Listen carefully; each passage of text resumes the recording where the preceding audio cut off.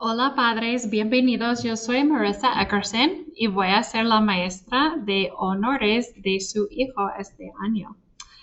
Hi, I'm Marissa Eckerson, and I'm going to be your student Spanish teacher this year at Thunderbird. Here's my email in case you need to contact me.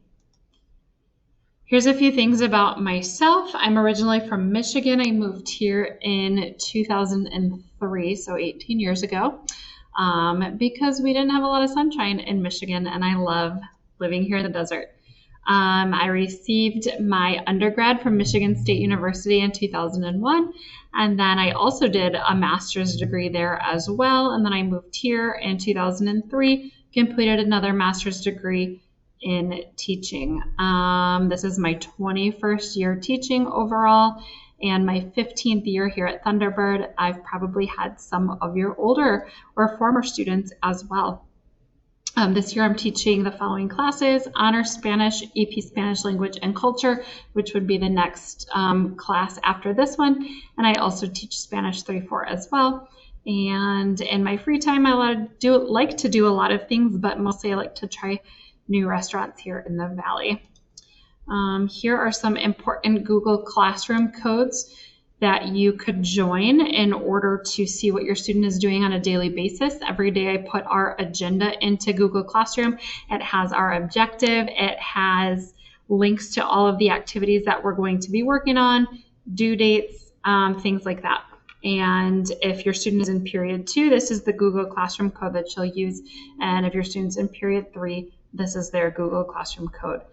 If your student ever needs extra help, I'm here most days after school until 3:30. I'm also here for support every Wednesday morning during EOP. EOP is between 8:20 and 9 o'clock a.m. In Spanish, we do vocabulary, grammar, speaking, listening, writing, and reading. So all components of learning a language are taught and practiced often in this class. This is how your student will be earning their grade this year. So you can see the breakdown of grades on this slide.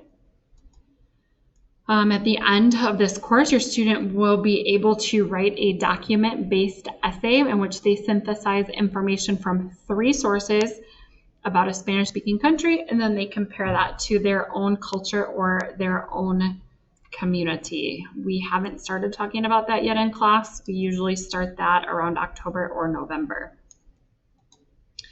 Like I mentioned previously, the course after this is Advanced Placement Spanish Language and Culture. I really hope that your student continues. It's an excellent opportunity to earn free college credits. Since the year 2013, all of my students have passed, and I take great pride in that.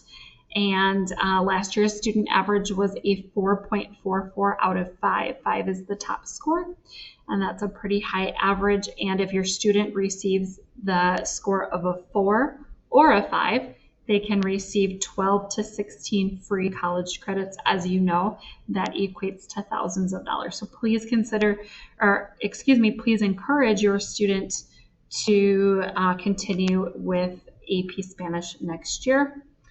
Here are some ways that you can help your student at home. They should be practicing vocabulary, pronunciation. If you haven't already signed up for Parent View to check your students' grades in Synergy, please do that. And I gave you the Google Classroom code on a different slide.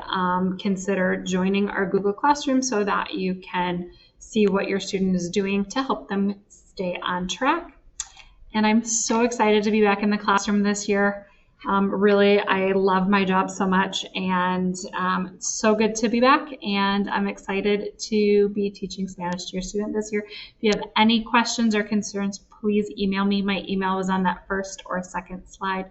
Okay, gracias. Hasta luego.